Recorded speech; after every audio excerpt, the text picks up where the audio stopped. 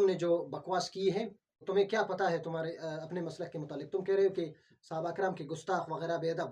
دیکھو صحابہ کرام کے گستاخوں کے متعلق تمہارا کیا عقیدہ ہے؟ یہ فتاوی رشیدیہ ہے پشتو زبان میں اور یہ اردو زبان میں.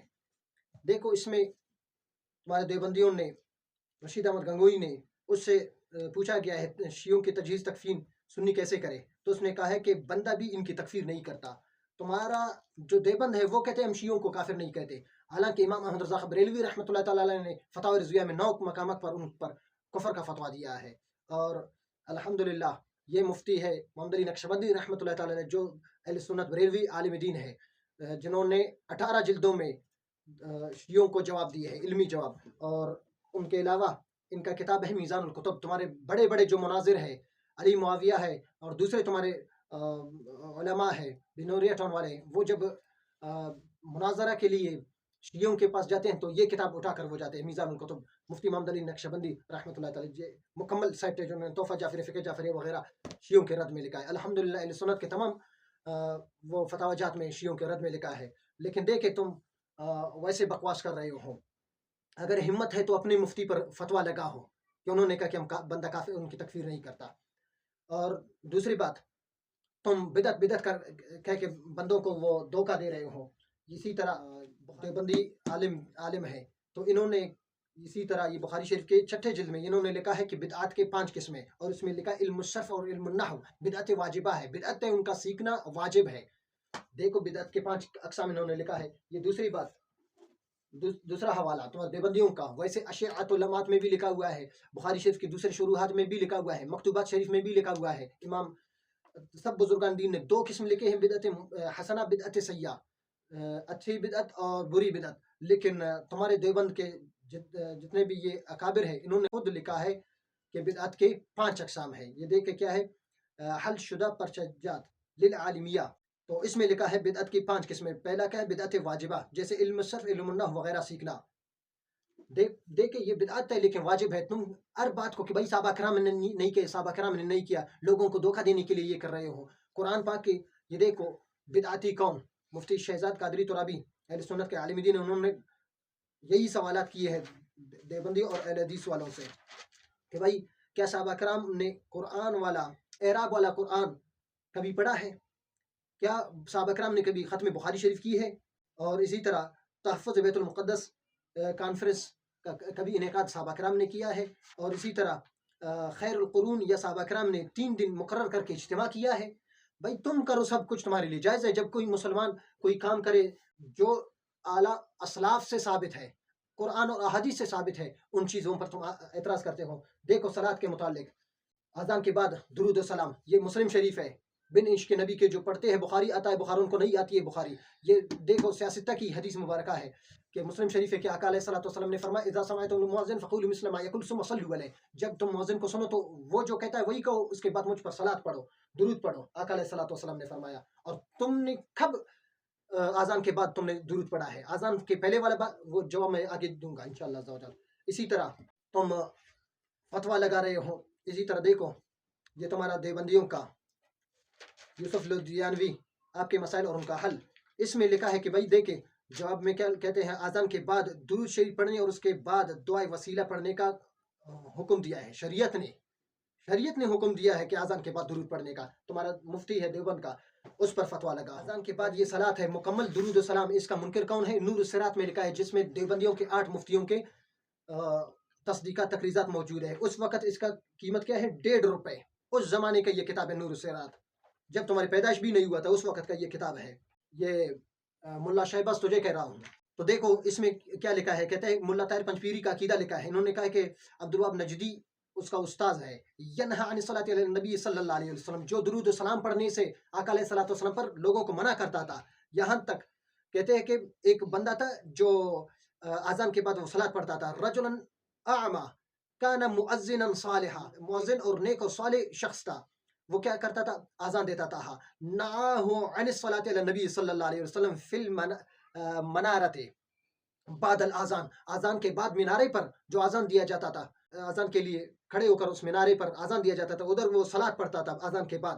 تو ابن عبدالوہاب نجدی، محمد بن عبدالوہاب نجدی نے اس نے منع کیا. اور آگے کیا کہتے ہیں، تو فَأَمَرَ بِقَتْلِهِ فَقُتِلَ، تو اس نے لوگوں کو حکم دیا کہ اس کو قتل کرو، اس کے بعد اس کو قتل کیا گیا۔ دیکھو یہ منع کرنا درود و سلام سے، یہ نجدیوں کا، پنجپیریوں کا عقیدہ ہے، تمہارے دیوبندیوں کا فتویٰ اس پر موجود ہے۔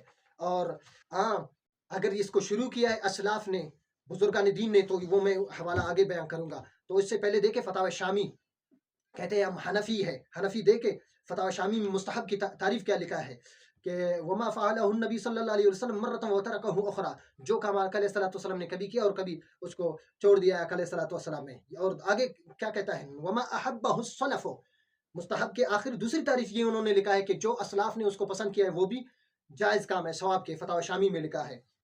اور اسی طرح فتاوی شامی میں خود دوسرے مقام میں اسی فتاوی شامی میں لکھا ہے، جلد نمبر 1 میں ہے، کہتے ہیں کہ یدعو اے بعد ان یصلی علی نبی صلی اللہ علیہ وسلم لما رواہ مسلم وغیرہ اذا سمعتم المؤذن فقولوا مثل ما یقول ثم صلوا علی، کہ آقا علیہ الصلوۃ والسلام نے فرمایا، یہی حدیث مبارکہ پر فتاوی شامی لکھا ہے کہ اذان کے بعد صلاۃ پڑھا جائے۔ کیوں؟ اس وجہ سے کہ نبی علیہ الصلوۃ والسلام نے فرمایا، جو مسلم شریف کی روایت ہے کہ آقا علیہ السلام نے فرمایا مجھ پر صلاۃ پڑھو، درود پڑھو۔ صلاۃ درود شریف کو کہتے ہیں، درود شریف سے بھی تمہیں چڑ ہے۔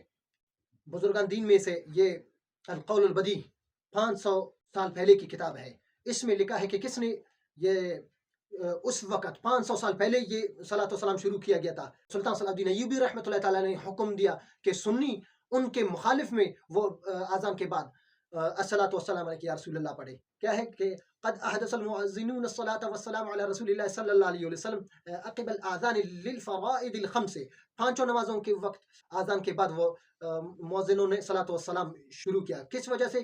کس دور میں؟ فی ایام السلطان الناصر صلاح الدین ابن ایوب، کہتے ہیں کہ سلطان صلاح الدین ایوبی رحمۃ اللہ تعالیٰ علیہ کے دور میں، وہ بِأَمْرِهِ، اور اس کے حکم سے، سلطان صلاح الدین ایوبی رحمۃ اللہ تعالیٰ نے، ایک سلطان نے، ایک عادل نے، ایک مسلمان بادشاہ نے یہ حکم دیا مسلمانوں کو کہ وہ صلاۃ پڑھے۔ لیکن اس دور سے مسلمانوں کا یہ طریقہ، یہ امام سخاوی رحمۃ اللہ تعالیٰ نے لکھا ہے، کہتے ہیں حنفی ہے یا ہم بزرگان دین کے ماننے والے، تم ماننے والے نہیں، تم منکر ہو۔ دیکھ آگے دیکھو، اسی طرح امام شاعرانی نے کیا لکھا ہے، اسی سلطان صلاح الدین ایوبی رحمۃ اللہ تعالیٰ کے عمل کو انہوں نے اپنی کتاب کشف الغمہ، سنیوں کا، امام شاعرانی رحمۃ اللہ تعالیٰ وہ کہتے ہیں فجزاہ اللہ خیر الجزا، اللہ پاک اس کو جزائے خیر عطا فرمائے۔ کس کو؟ سلطان صلاح الدین ایوبی کو، کہ جنہوں نے یہ صلاۃ و سلام شروع کیا ہے اذان سے پہلے کا جواب۔ دیکھو یہ سنن ابو داؤد شریف ہے، اس میں ہے کہ آقا علیہ الصلوۃ والسلام کے صحابی، ایک صحابی عورت ہے، وہ فرماتی ہے کہ جناب بلال رضی اللہ تعالیٰ عنہ سحری کے وقت آ کر ایک بلند مقام پر وہ چڑھتے اور انتظار کرتے تھے، جب طلوع فجر ہوتا تو وہ اذان سے پہلے ایک دعا مانگتے تھے، کیا؟ قال اللہم انی احمدک واستعینک علی قریش ان یقیموا دینک، کہتے ہیں کہ وہ یہ دعا کرتے ہیں، یا رب العالمین میں تیری پاکی بیان کرتا ہوں اور تجھ سے مدد مانگتا ہوں قریش کے مقابلے میں، یہ کہ وہ تیرے دین پر وہ قائم رہے، تیرا دین قائم کرے۔ اور کہتے ہیں قالت، وہی عورت صحابیہ کہتی ہے ثم یؤذن، جب وہ دعا مانگتے تھے قریش کے لیے، آقا علیہ الصلوۃ والسلام کے قبیلے کے لیے، اور بہت سے قبیلے تھے لیکن انہوں نے قریش کا نام خاص کیا، کس وجہ سے؟ کہ وہ آقا علیہ الصلوۃ والسلام کے قبیلہ ہے، ان کے لیے دعا کرتے تھے۔ تو صلاۃ و سلام یہ بھی ایک درود ہے۔ وہ کہتے ہیں، وہ صحابیہ کہتے ہیں قالت واللہ ما علمت کان ترکها لیلۃ واحدہ، یعنی، اور ایک دوسرے ورڈ میں تعنی هذه الکلمات، کہتے ہیں وہ صحابیہ کہتی ہے کہ خدا کی قسم، واللہ خدا کی قسم، کبھی جناب بلال رضی اللہ عنہ نے یہ الفاظ نہیں چھوڑے، ہمیشہ اذان سے پہلے وہ یہی الفاظ دہراتے تھے۔ تو دیکھیں اذان سے پہلے وہ کرتے تھے۔ ابھی ان پر بھی شرک کا فتویٰ لگا ہو، جو بغیر محبت کے آقا علیہ الصلوۃ والسلام کے بخاری وغیرہ پڑھتے ہیں، ان کو بخار آتا ہے، ان کو بخاری شریف نہیں آتی ہے۔ اور اسی طرح صلاۃ و سلام کے متعلق قطب الارشاد، اس میں بھی لکھا ہے کہ اذان کے بعد صلاۃ و سلام پڑھنا جائز ہے۔ اور الصلاۃ والسلام علیہ یا رسول اللہ، یہ درود شریف، یہ فضائل اعمال تمہارا پشتو زبان میں، یہ تمہارا فارسی زبان میں، یہ اردو زبان میں، یہ تمام دیوبند کے کتب ہے، یہ اولیاء دیوبند تمہارا کتاب ہے، اس میں لکھا ہے حاجی امداد اللہ ماجد مکی رحمۃ اللہ تعالیٰ علیہ نے سب سے پہلے انہوں نے لکھا ہے، یا محمد لکھا ہے، یا رسول اللہ لکھا ہے، یہ نعت شریف ہے۔ دیکھے کہ اچھا ہوں یا برا ہوں غرض، جو کچھ ہوں پر ہوں تمہارا، تم میرے مختار یا رسول اللہ، مختار بھی کہا اور یا رسول اللہ بھی کہا ہے۔ اور آگے جا کر کہتا ہے ذرا چہرے سے پردے کو اٹھاؤ یا رسول اللہ، مجھے دیدار تک اپنا کراؤ یا رسول اللہ۔ آگے جا کر کہتا ہے اے رسول کبریا فریاد ہے یا محمد مصطفیٰ فریاد ہے، سخت مشکل میں پھنسا ہوں آج کل اے میرے مشکل کشا فریاد ہے۔ مشکل کشا بھی کہا ہے آقا علیہ الصلوۃ والسلام کو۔ اگر جرت ہے تو اپنے مفتیوں پر فتویٰ لگاؤ، پہلے اپنے گھر کا مطالعہ کرو، بعد میں آ کر اہل سنت پر فتویٰ لگاؤ۔ دیوبندیوں کا قصص الاکابر، اس میں دیوبندیوں اشرف التانوی سے پوچھا گیا ہے کہ بریلوی حضرات کے پیچھے نماز پڑھنا کیا کہتے، ہم ان کو کافر نہیں کہتے، ضرورت ہے تو ان پر فتویٰ لگاؤ۔ یہ فتاوی دارالعلوم یہی دیوبند پاکستان، اس میں بھی لکھا ہے کہ ہم بریلویوں کو مسلمان کہتے ہیں۔ دارالعلوم دیوبند وہ دوسرا فتاوی، اس میں بھی لکھا ہے کہ ہم بریلویوں کو مسلمان کہتے ہیں۔ تم ابھی نیا مولوی پتہ نہیں کدھر سے نکلے ہو، ابھی آ کر مفتی اعظم بلوچستان پر اعتراض کر رہے ہیں۔ میں قبلہ مفتی اعظم بلوچستان کے الحمدللہ چوتھے درجے میں ڈائریکٹ ان سے بھی پڑھا ہے، ان کے شاگرد سے بھی پڑھا ہے، ان کے شاگرد کے شاگرد سے بھی پڑھا ہے، چوتھے درجے میں بھی ان کا میں شاگرد رہا ہوں۔ قبلہ مفتی اعظم بلوچستان کی بہت بڑی شان و عظمت ہے۔ انہوں نے آقا علیہ الصلوۃ والسلام کے دین کی بہت کام کی ہے، جو صحابہ کرام نے اور جتنے بھی دیوبند کے اکابر ہیں انہوں نے خود آقا علیہ الصلوۃ والسلام کی حیات کا اقرار کیا ہے۔ یہ تمہارا فضائل اعمال کے لکھنے والا مفتی زکریا فضائل اعمال، انہوں نے لکھا ہے کہ آقا علیہ الصلوۃ والسلام، یہ محدثین نے اپنے کتب میں بھی لکھا ہے، وفا الوفا عربی میں، کہ ایک محدث تھا، وہ گیا مدینہ پاک میں تو آقا علیہ الصلوۃ والسلام کے دیدار کے متعلق کہتے اس کے اخراجات ہیں وہ ختم ہو گئے، تو وہ پریشان کی حالت میں بیٹھے ہوئے تھے روزہ مبارک کے سامنے، کہتے ہیں کہ آقا علیہ الصلوۃ والسلام اپنے روزہ مبارک سے جلوہ افروز ہوا، آقا علیہ الصلوۃ والسلام نے ایک تیلے میں جو سونے یا درہم کے سکے یا دینار سے بھرے ہوئے تھے کہ آقا علیہ الصلوۃ والسلام نے میرے گود میں کہتے رکھ دیا، کہتے ہیں میں نے اسی عالم میں دیکھا کہ آقا علیہ الصلوۃ والسلام میرے آنکھوں سے غائب ہو گئے، تو کہتے ہیں میں نے دیکھا کہ وہ تیلا جو درہم اور دینار سے بھری ہوئے وہ میرے گود میں پڑا ہوا ہے۔